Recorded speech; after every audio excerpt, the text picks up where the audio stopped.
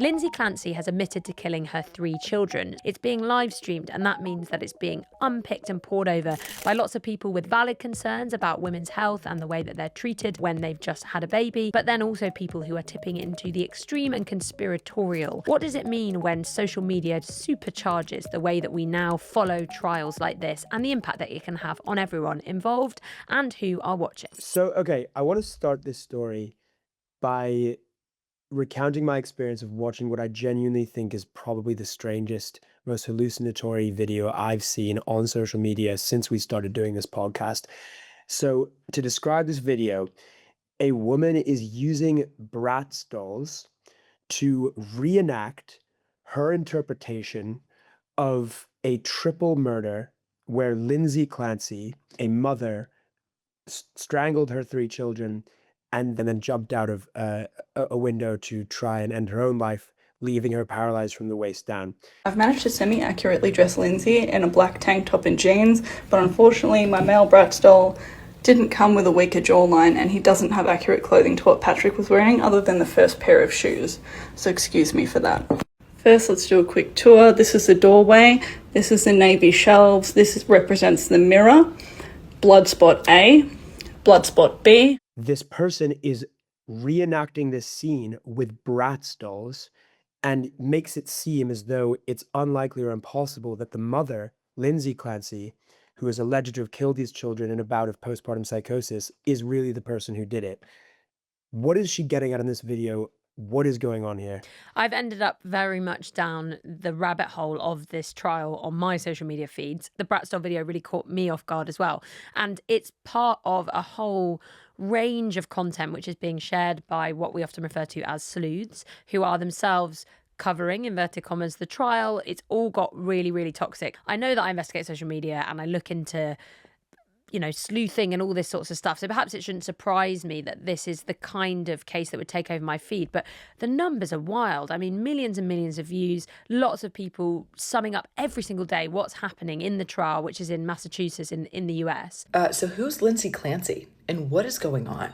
Buckle up. So this is going to be a deep dive into every single aspect of the Clancy case as a whole. The 5 most talked about pieces of evidence in the Lindsay Clancy trial so far. Just because stupid people on the internet don't understand something, that doesn't mean that there's a conspiracy theory afoot. Welcome to What the F is Happening in the Lindsay Clancy trial. 70 witnesses, 13 days, and a lot of bows. What are the facts of this case? Like, what do we actually know about what's happened here? Okay, so the base facts of this case is that Lindsay Clancy, she has admitted to killing her 3 young children in 2023 before a suicide attempt which left her paralyzed from the waist down. Now, there is a very interesting question at the heart of this case, which is that her lawyers are saying she should not be held criminally responsible. They argue she was suffering from post-partum psychosis and extreme mental illness. Now, postpartum psychosis can cause women, it's very rare, but it causes some women to experience delusions and intrusive thoughts. And that's what they argue happened. And she is also suing her medical providers for what she says are catastrophic failures in adequately treating her. So her lawyers are trying to put her healthcare providers on the stand and say that this could have been prevented potentially. Now, that question, which is an interesting question, and is a reason some people have used this trial to kind of come in support of her, to come in criticism of the healthcare establishment, how it deals with women like her, is a really interesting conversation and a valid conversation. But that is not what has dominated social media. No, and I think, when I started trawling through some of this content online, the main focus of a lot of these videos was on concerns that women's health is not taken seriously, that particularly issues like postpartum psychosis are not taken seriously, and criticism of the healthcare system in the US in particular and how it can fail women. Those are all really valid discussion points, but very quickly it has snowballed into something that has much more toxic and sinister at times, and into really sort of unfounded conspiracy theories. And in lots of ways, some of those unfounded conspiracy theories actually detract from the legitimate accountability possibly for healthcare providers. Obviously, we don't know the outcome of the case yet, and it could be that the argument that her defense are making isn't the one that the jury go for. But nonetheless, there are questions that are valid here, and then there's stuff that is not valid. I mean, we see this all the time with conspiracy theory content, right? What start with a kernel of truth and a lot of emotion, then spiral into something that is just really misleading. Because the trial is being live streamed, and because Lindsay Clancy has agreed to what's referred to as a stipulation of facts, that means that the prosecution and the defense do not need to present all of the evidence because they have both agreed on a lot of the facts, including that she has admitted to killing the children. But because that has happened, that means that there are lots of conspiracies that have arisen.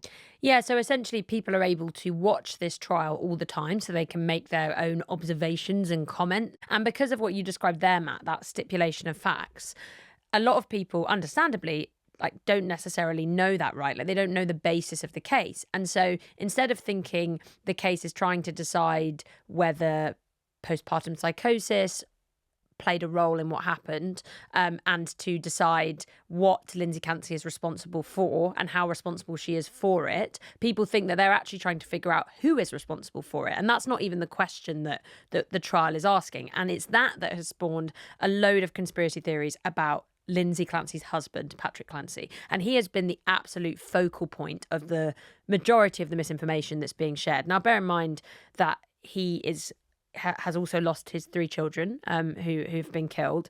And he has repeatedly been accused of actually killing them. And there are loads of sleuths that will point to irregularities in even the way that he behaved when he gave his testimony in court.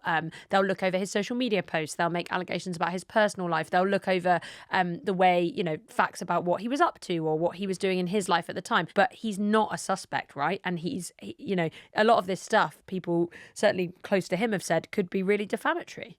Patrick Clancy did not expect his wife to live, so now his alibi is coming to haunt him. And let's review it. Patrick did it. Patrick's the one who did it, not Lindsay. Patrick did it because, I also heard that women typically don't strangle. Are you guys watching the same trial as me or not?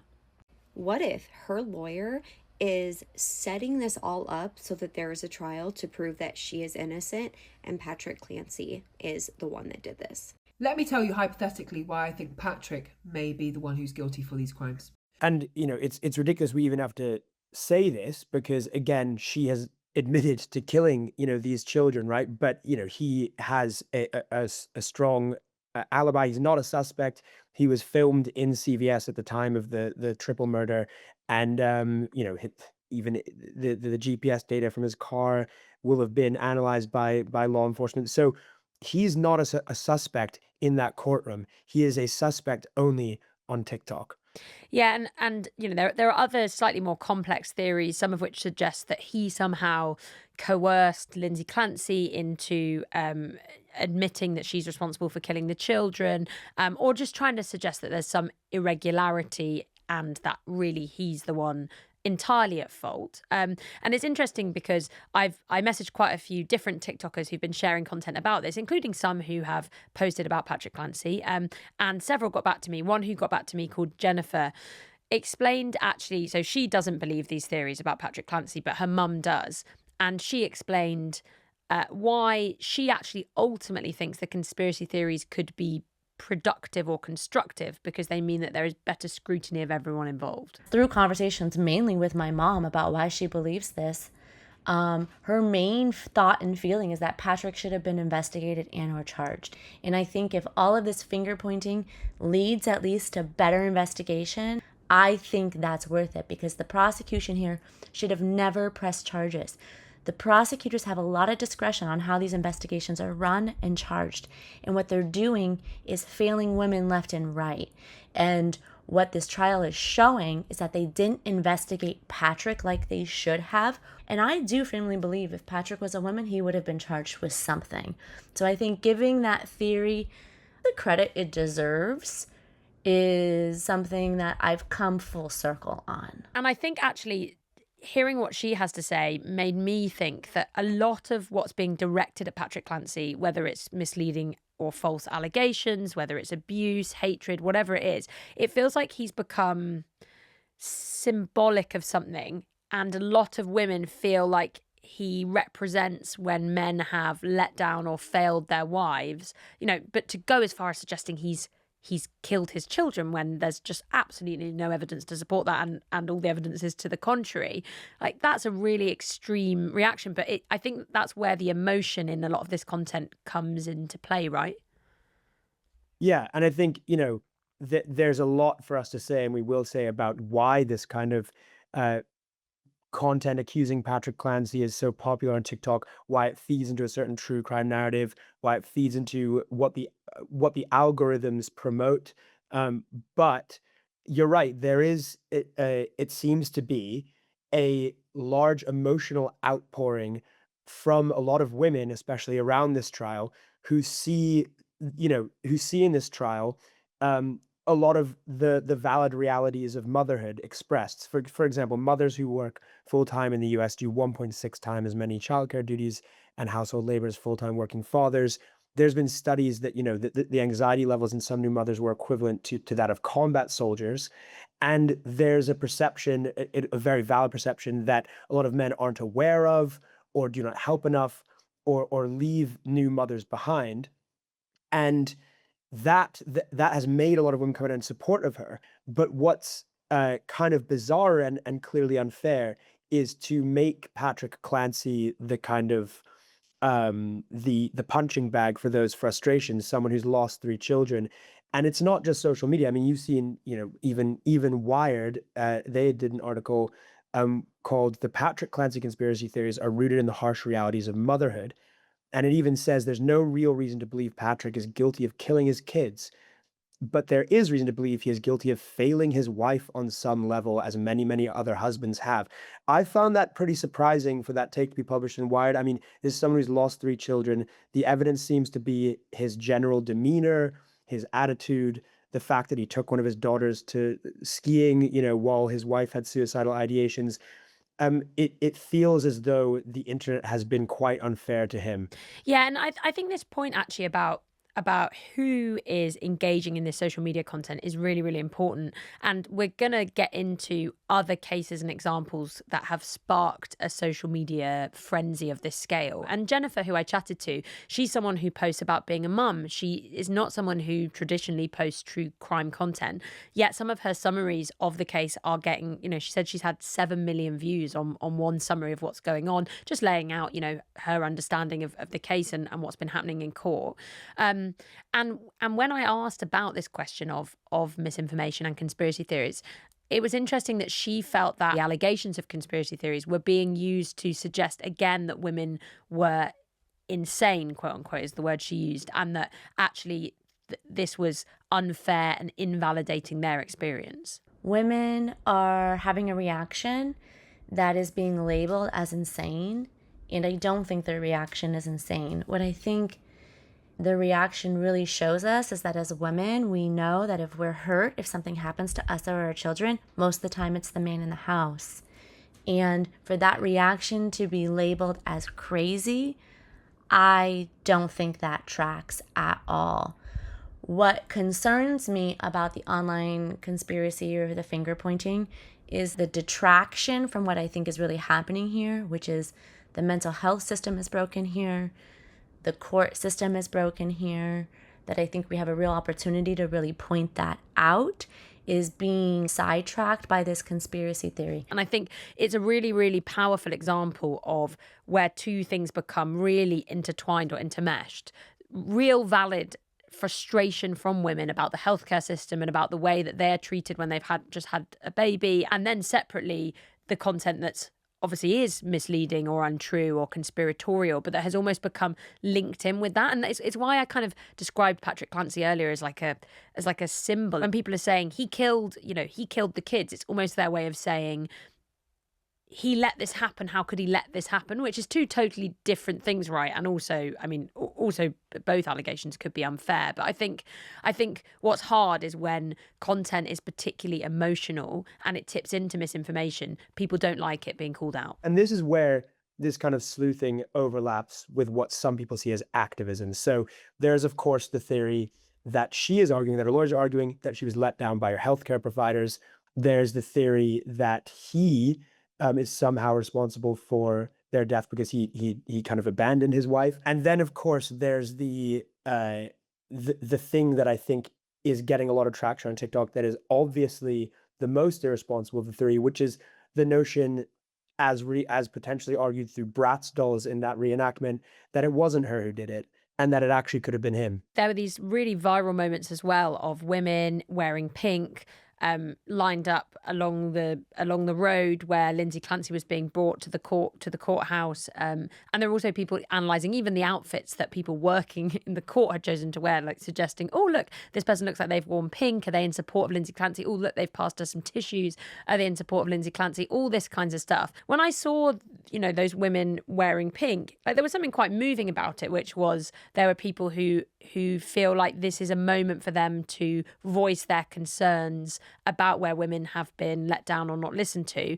But the real issue is, and it actually serves to undermine that cause when there is a load of misinformation and conspiracy theory content, right? We're talking like really nasty stuff, like really extreme hate, people trawling through images, photos, really personal details, who actually have, weren't part of that family and don't necessarily have any idea about what's going on. And often also complicating or mixing up the legal details. Like when, for example, someone is called as a witness, like Patrick Clancy's mum, for example, the former mother-in-law of Lindsay Clancy, people suggesting like, oh, she's testifying against her son on behalf, it's like, that's not true. She's just there as a witness who the defense have called kind of as a character witness to Lindsay and what she was like as a mum and all that kinds of stuff. But people then use that to say like, she must hate her own son and look at how she looked. It's just like, it's just gone really berserk. And I think it's what we've chatted about on Top Comment quite a few times, that sort of hyper reality where people feel like they're watching some kind of TV show or playing some kind of game and that it's not real lives. But right, all of these people in the courtroom are going home every night and they're real people. And that, what you've just said, is I think what this shows more than anything about our culture is we now have the desire and feel we have the right to treat tragedies like this that involve real people as though they are a reality show or a true crime show. Now, the crazy sleuthing, the people who point to things like what shoes Patrick Clancy was wearing or his heart rate and all these kind of false true crime tropes that don't actually mean anything, but they've used to kind of point out the conspiracy that he's guilty, is one end of the spectrum. But I would argue that even people like, for example, Taylor Vaughn Leslie, who's a screenwriter and a professor at Syracuse University, she posted in some TikTok, if I were making a TV show and this is the story that we were telling in the show, these are the three things I would purposely plant for the audience so that they know perhaps this woman did not actually kill her kids. So she's sort of saying, and she says, as a storyteller, I identify a hole or multiple holes in a story when I start asking questions. Now, she is profiting from this tragedy and the content she's making off the back of it. She's saying, in a way, she appears to be saying that as a screenwriter, I have a right and it is my job to point out the plot holes in this trial. To me, this is a little bit crazy. This is like, it's like we as a society think that this is a reality television show. Yeah, and I think what you described, Matt, that kind of misguided attempt to help, quote unquote, like people seem to, they paint it as though they're helping, but actually they're often benefiting from sharing this content. They get the likes and the views and the profile, and even they can make money from it. I think one of my main takeaways when it comes to the conspiracy theories around Lindsay Clancy has been that we should remember that conspiracy theory content, more often than not, derives from people feeling invalidated, not listened to, like their experiences are ignored and denied. And I think it's worth us getting into, which we're going to in the next bit, this wider phenomenon of cases, particularly trials, that capture a lot of people's attention and how social media has totally turbocharged that. So, you just mentioned that a lot of the conspiracy theories that arise around these trials, and conspiracy theories generally, come from a place of people not feeling listened to or understood, right?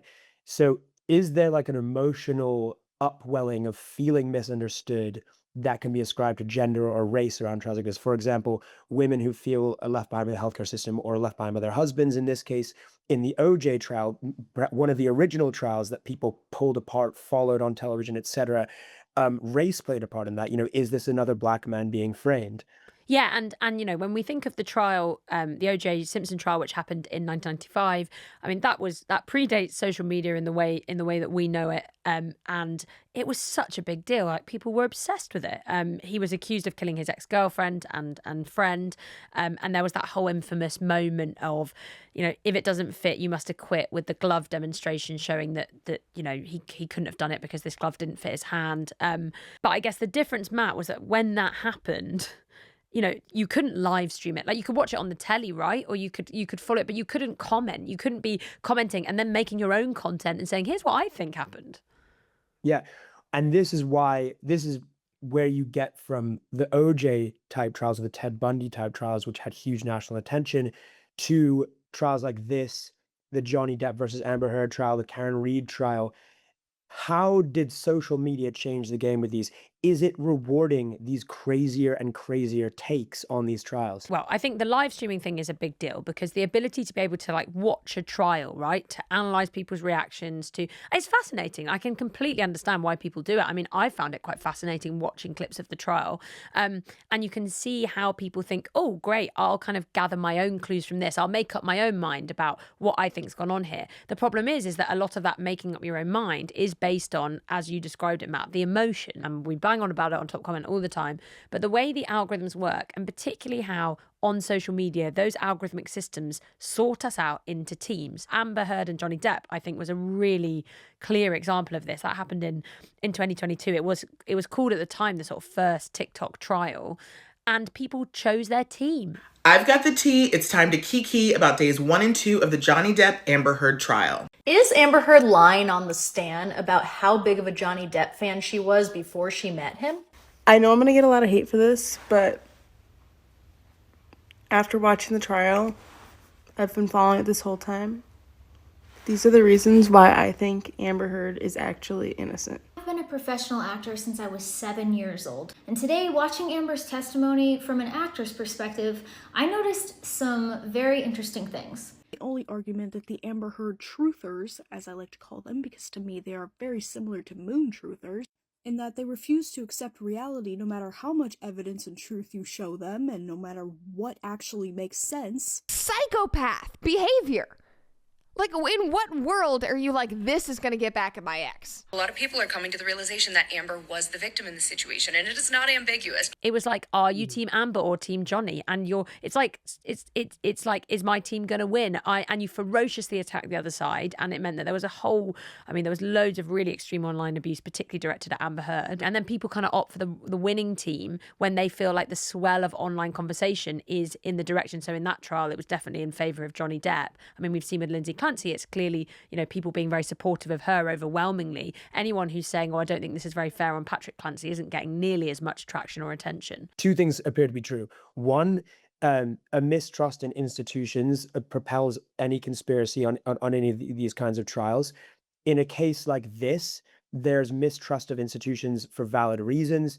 In a case like Johnny Depp versus Amber Heard, both sides have mistrust of institutions. The pro-Amber Heard people distrust the patriarchy. The pro-Johnny Depp people think that women have controlled the justice system and men are victims, right? The second thing is in this kind of what we could call parasocial case following, which is increasingly an issue, people seem to develop a sense of ownership over the case. Once they've followed it obsessively, they pick a side, and then the facts have no bearing on it. And in that kind of parasocial case following, engagement clearly is prioritized over accuracy by the algorithms. So the platforms reward the outraged. So the most confident, crazy, passionate theory will get shared the most. Also, things like TikTok, they create feedback loops because things like comment sections and the duet modality and the stitching, that allow these theories to build on each other and just harden into a kind of consensus. Yeah, and I think that point you said about outrage is really important because The other thing that a lot of these cases that people become obsessed with online share is that there's someone who they feel has been let down, aggrieved, is the underdog. That absolutely drives the algorithms. And you think of the Karen Reid case. So that was in 2024, and quite a few of the TikTokers posting about Lindsay Clancy, whose profiles I've analysed and taken a look at, got into posting about these kinds of cases around what happened with Karen Reid. So for people who haven't heard of it, she was charged and eventually acquitted of the murder of her boyfriend, who was a Boston police officer. And she had this army of supporters online. So I don't know how it's possible, but I learned today that there are people who don't know what's going on with the Karen Reid trial. Karen Reid is one of the most innocent people to ever exist, ever, in civilization. And one of my biggest failures in my career of journalism was not being on top of this from the start. This is how I know she's innocent, based on this. She left him like a million messages because she was a crazy girl who thought he was in there. Listen, every girl has done it. You know what I mean? Every girl has thought, oh my God, and blown up his phone. If she killed him, she would not have blown up his phone like that. That's like people who were obsessed with her. They called themselves the Free Karen Reid movement. They also, similarly to Lindsay Clancy, like wore pink and held rallies outside the court and all this sorts of stuff. And that they fundamentally suggested, you know, that there are two separate things, which was she guilty or not? But then also there were loads of conspiracy theories suggesting it was a really elaborate plot, that there was evidence had been planted, that this was all kind of rigged against her the entire time. And one of the TikTokers I got in touch with, called Megan, who's posted about Lindsay Clancy, she actually said to me that Karen Reid was how she first got into sharing this stuff. Now she's watching the Lindsay Clancy live streams on top of doing her job every single day. It's actually the whole purpose of my TikTok page. I didn't even have one until the Karen Reid trial. I watched people with and without law degrees doing this, explaining the case, breaking it down, the trial day by day. And I was like, hey, I can do that. I can cut through the noise too, the confusing legal jargon. I can cut through that and make it make more sense to people who are into this stuff but didn't really study it. I used to be a teacher, and it's still kind of ingrained into me to really want to break things down and make them make sense for people. So I started posting about other high-profile cases that I was following, like Gerhard Koenig and Corey Richins, and now this one. I think the danger with with this, and one of, is that, well, there's a lot of dangers, but one of the main dangers is that regardless of the outcome of the trial, by the time the trial is concluded, it has already radicalized people. It has already contributed to their distrust in the justice system to the point where they may ignore the result of the trial. And it's because their consensus has already been hardened by that point. And the Johnny Depp versus Amber Heard trial, which was dubbed the first ever TikTok trial, in a lot of my work covering the manosphere and the male grievance industry, that trial comes up frequently. It is cited by people as the moment that they realize that, like, women are actually in control of society and men are victims and all this kind of nonsense, right? So these things have huge radicalization effects. It's a feedback loop. They are based on distrust in the institutions, but they then create far more distrust in institutions and in the justice system. Yeah, and that's why this matters, because there's an argument that transparency and people being able to make up their own minds and to look at evidence for themselves is broadly a good thing. The issue is when you don't necessarily have, and this is actually one of the things that this TikToker I spoke to said, is and she's someone who has studied law. If you don't have the expertise or background to be able to decipher that content or evidence or live stream or whatever it is, you risk coming to misleading conclusions. A lot of this has been coming from people who are well-intentioned. Like, a lot of lawyers have come on here and explained things that are technically correct, but confuse or mislead regular people. And it's not because regular people are dumb, but because the law is complicated and decoding it takes practice and exposure. And the average TikTok scroller just doesn't have that experience. And I'm not so, self-righteous that I think I'm smarter than the other attorneys who are posting about this stuff. But I do think having experience educating and explaining and teaching are skills that are sometimes different than the skills we use as lawyers. And one of the main dangers here is that the person is essentially put on trial by social media, and their reputation, everything surrounding them is damaged and tarnished and affected. And whether the outcome is that they were not guilty or not even a suspect doesn't matter, because ultimately people have already made up their minds. And that actually is the opposite of what the justice system is just supposed to be, which is that people get a fair trial, and that trial is based on evidence and facts, and that trial is decided by a jury or a judge or whatever the parameters are, and then there's a conclusion. If people are already making up their minds online, someone's life could be changed forever, even if they're guilty of absolutely nothing. Yeah, and these trials in particular are vulnerable to social media because of the role that investigative bias plays in the outcome of a trial, because of the fact that we can cherry pick facts and use them to create any narrative we want. In a trial, it's so important that the jurors hear all of the evidence. That is the opposite of what's happening on social media. You are hearing a fractured, tiny, clipped up bit of the evidence. So like trials by TikTok are the worst kind of trial. Yeah, and there's the added impact too that this can affect juries, because juries can't escape their social media How are they feeds. dealing with that? Well, like how can they ensure the jury is avoiding seeing this Well, stuff? it's incredibly hard to. We've seen examples. So in that Karen Reid trial, ultimately it went to a retrial because when they were selecting the jury, something as high as 89% of prospective jurors were judged to have had significant exposure to the case, and they had to complete this multi-page written questionnaire before they were selected. So you're in this, like, how do you choose anyone? You basically got to choose people that don't use social media, but then how do you have a diverse jury? It becomes very, very hard to insulate a jury from the external influence of what they're seeing on their feeds and just to focus on the evidence in the courtroom. I don't see how you could. How could you, how could you ensure even that a juror doesn't accidentally come in this? Because this is the thing. The infinite scroll feature, the algorithms, they choose what you see. You don't choose what you see. It's not like, this is why, there's this term pagination, where you decide how much and what you want to read and what you want to read and see next. That is how the internet used to be. That's how books are. They have pages. That is not what social media is. It is putting something to you. So I don't see how you could ever ensure that a jury would not be exposed to this kind of damaging content. Yeah, and then you've also got to think about the consequences for all of the people involved in the courtroom in the case. So you've got the jury, sure, but luckily most of the time the identity of the jurors is not revealed.